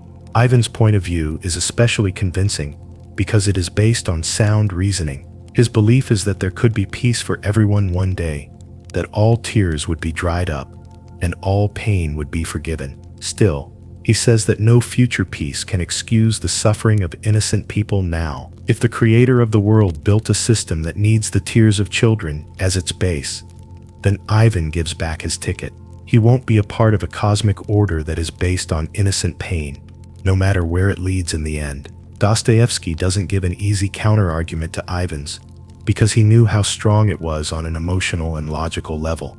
Dostoevsky knew very well what Ivan is talking about, because he lost his own young son Alexei to epilepsy, and had seen people suffer in Siberian jail camps. It's not that the author downplays evil or says that everything happens for a reason. Instead, he looks at different ways to deal with the problem of evil, each of which reveals some truth, but is ultimately not enough to solve the puzzle. Ivan's prose poem, The Grand Inquisitor, brings the problem of theodicy to the very heart of Christianity. The Inquisitor says that Christ let people down by giving them freedom instead of happiness. If God was all-powerful, he could have made beings that couldn't do bad things, and a world where no one would suffer. God is now responsible for all the bad things that people do because he gave them free will. The Inquisitor's church fixes Christ's mistake by taking away people's freedom.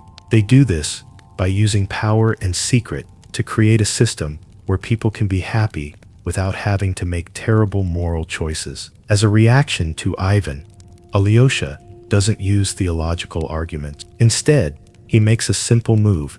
He kisses his brother, which is similar to how Christ kissed the Grand Inquisitor. This move shows that even the most convincing intellectual arguments about theodicy miss something important. When faced with evil and pain, we can't just think logically, we have to show love. Alyosha doesn't get rid of evil, but he shows that people can choose good even though evil exists. His life becomes a kind of answer, but it's not the kind of answer that makes sense. Father Zosima's lessons are different from most theodicies because they focus on mystical connections instead of logical explanations. From his point of view, everyone is responsible for all sin because people are basically linked. This doesn't explain why evil exists, but it changes how people deal with it. Zosima doesn't want God to explain away pain.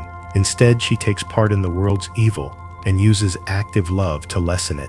His method avoids theodicy by focusing on how people react instead of how God justifies things. The devil who comes to see Ivan when he's having a mental breakdown shows theodicy from the point of view of evil. He says that he serves God's purpose by being the opposition that makes virtue important. There can be no real goodness without temptation. Freedom doesn't mean anything if bad things can't happen. There is a disturbing consistency to the devil's arguments. If God wanted to make beings capable of real love and morality, those beings would have to be able to choose otherwise. Evil stops being a flaw in the world and starts being an important part of living a worthwhile life. The way Dostoevsky writes about specific sins shows that abstract theodicy is not enough. When Liza, the crippled girl in Demons, is raped and forced to kill herself, there is no religious reason that can describe how horrible it is. When children suffer in his books, it's impossible to explain why they are hurt. Dostoevsky forces his readers to face evil as it really is, not just as an idea in their minds. This way of thinking makes the problem worse instead of better, and it stops systematic theology from being an easy way to solve it. The author's own problems with faith affect how he writes about theodicy. His letter saying he would pick Christ over fact if he had to shows that he kept his faith, even though there were good reasons to do so, not because of them.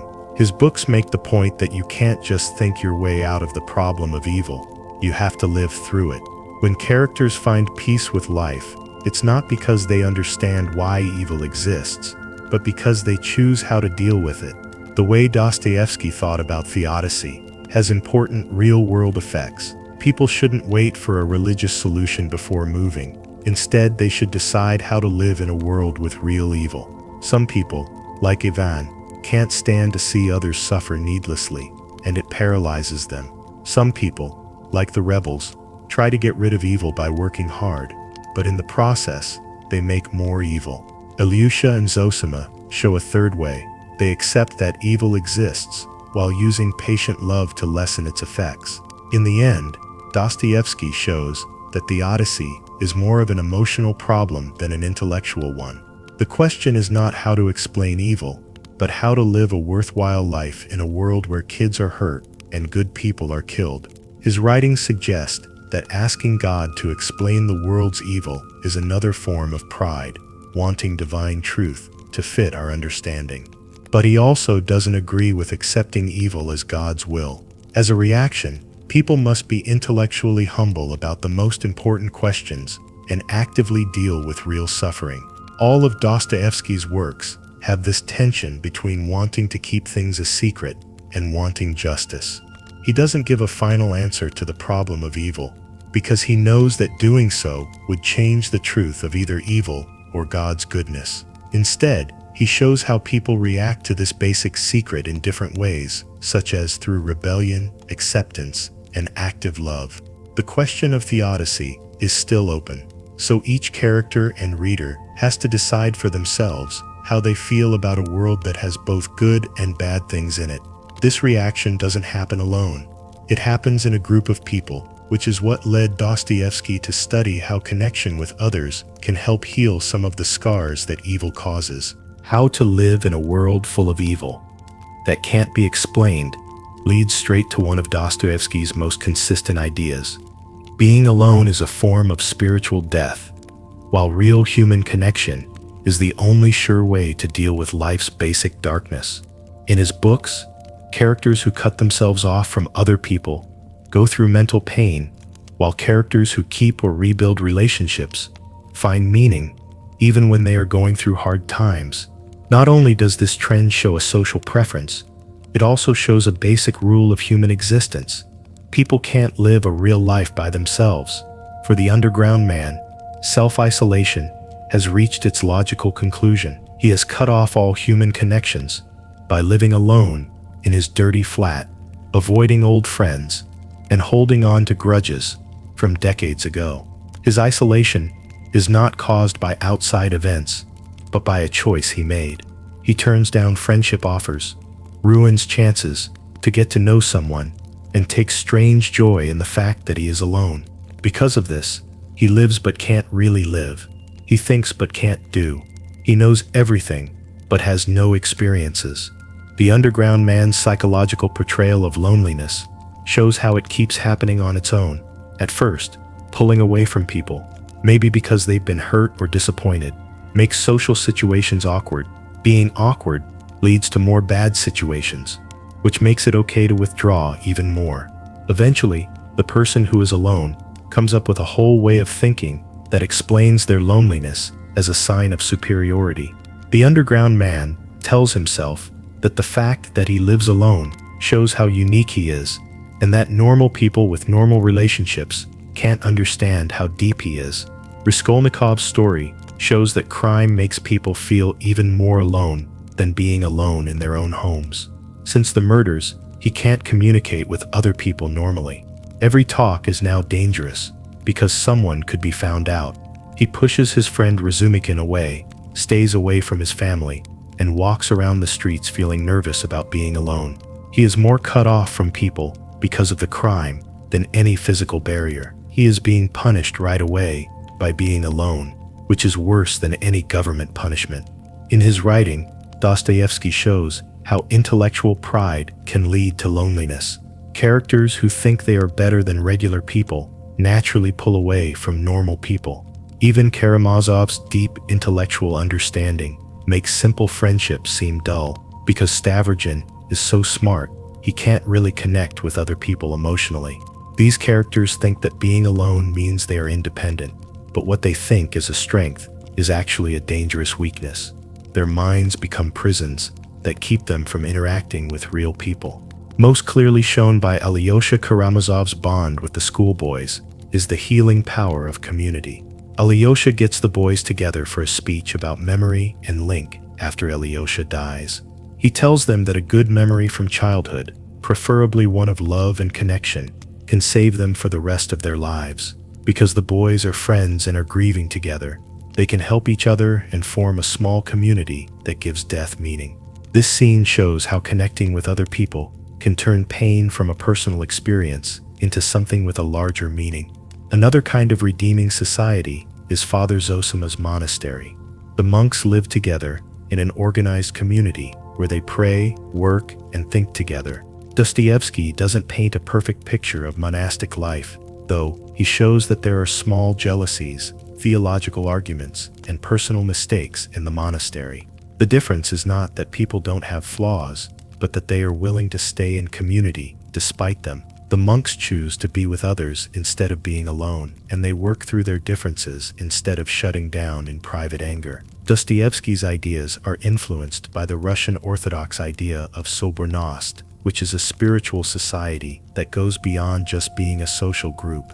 In sobornost, each person keeps their own personality while also being a part of a greater unity. This is not the same as communism, which lumps people into the mass. Being part of a real group makes each person more unique, not less. People don't grow as much when they're by themselves.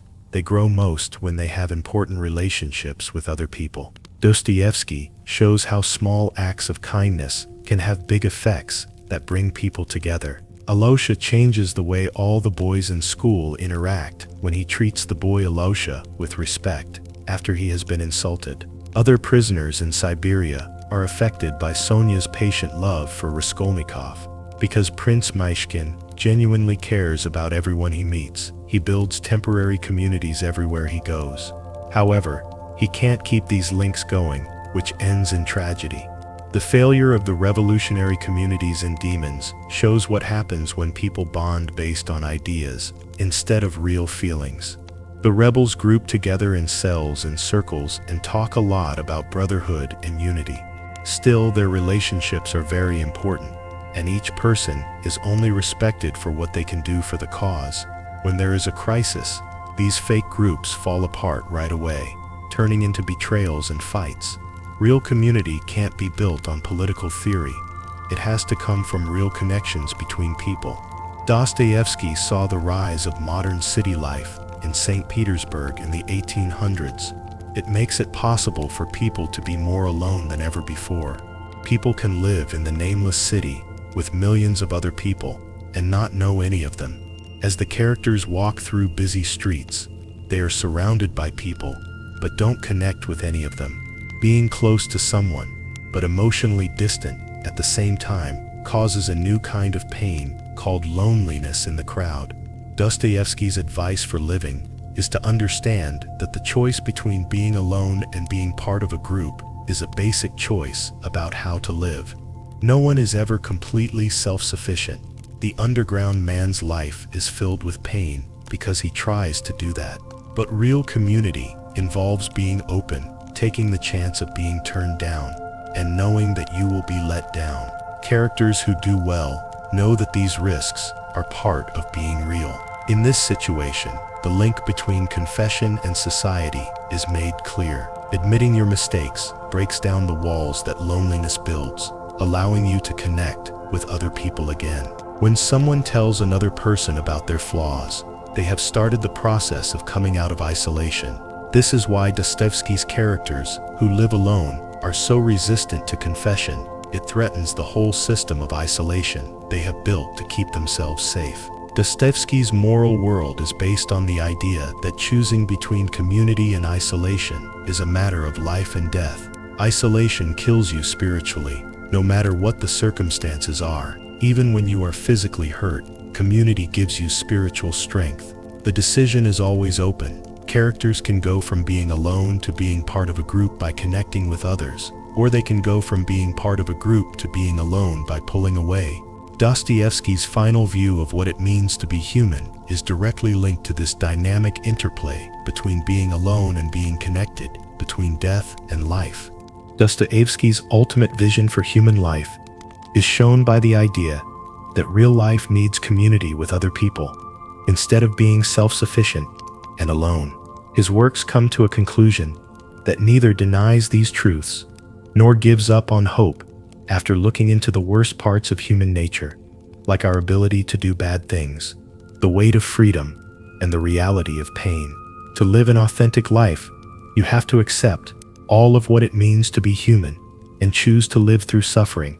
Keep your faith even when you question it, and show active love no matter what others do. Dostoevsky's view starts with accepting that suffering is a part of life that can't be avoided. Dostoevsky says that suffering is real and can't be changed. This is different from utopian thinkers who say that social reform will end suffering, and philosophers who say that theodicy will explain it away.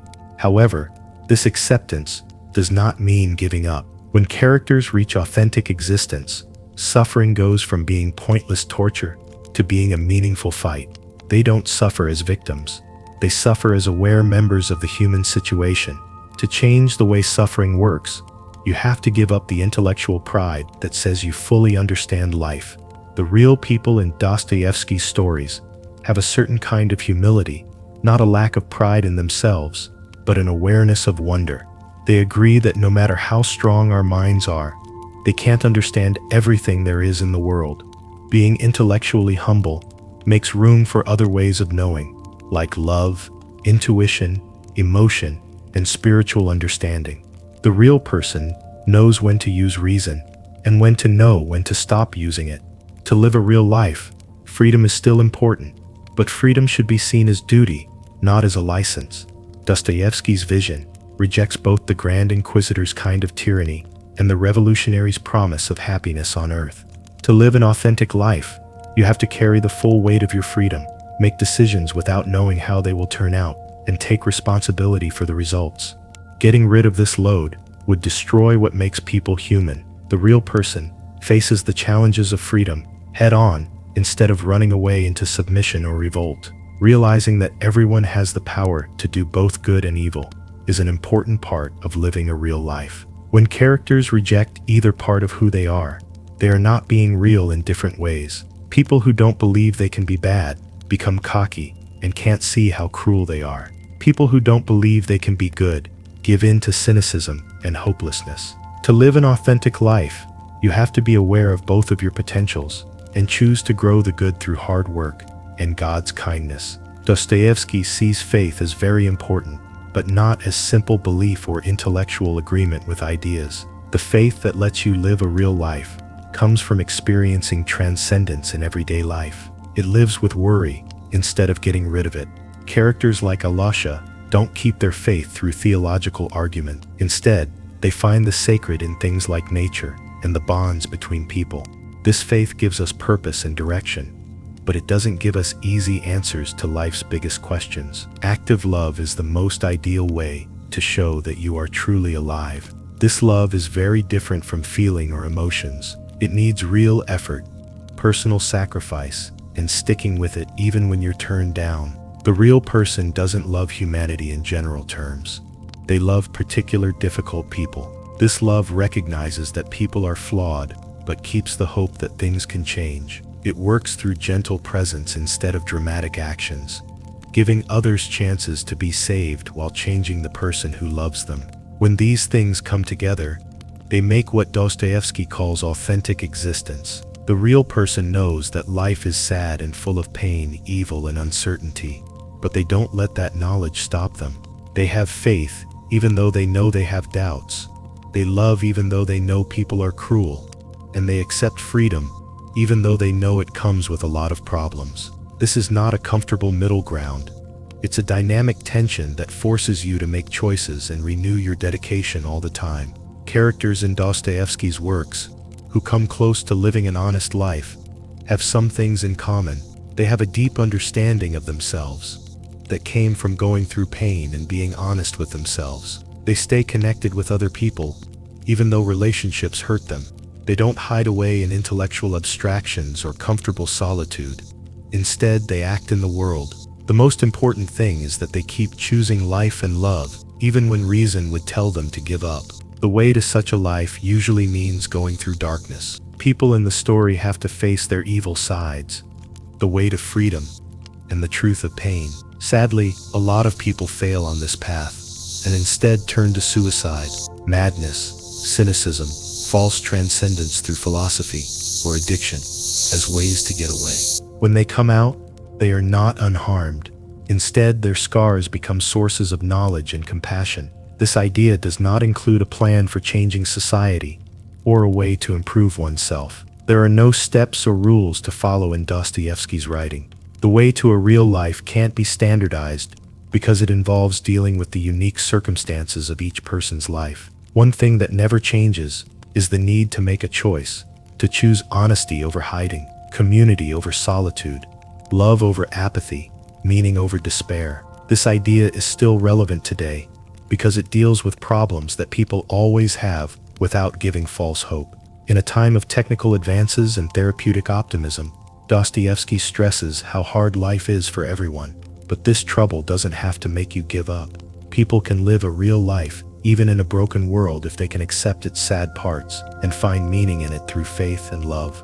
In the end, Dostoevsky says that people should live with full awareness of how contradictory they are, accepting suffering while working to lessen it, keeping faith even when there are good reasons to doubt it, and showing love in a world that often rewards cruelty. You need to be brave, patient, and gracious to walk this road. It doesn't offer anything on earth besides living an honest life. But for Dostoevsky, this honesty is the greatest thing a person can do, and the closest thing to transcendence that can be found in this life. People who have been on these deep studies of human nature are still being asked to use what they have learned in their everyday lives. Every generation still has questions about Dostoevsky's ideas about pain, freedom, faith, and love. These questions need new thinking, not final answers. His advice about living an honest life is not less important now than it was in the past, because modern life brings new kinds of loneliness, new ways to be proud, and new ideal promises. The examined life needs to be looked at all the time. The search for meaning needs to be renewed every day, and the way to authentic existence is in front of everyone, as both a challenge and an invitation. Pay attention to these facts, because that's how real life starts.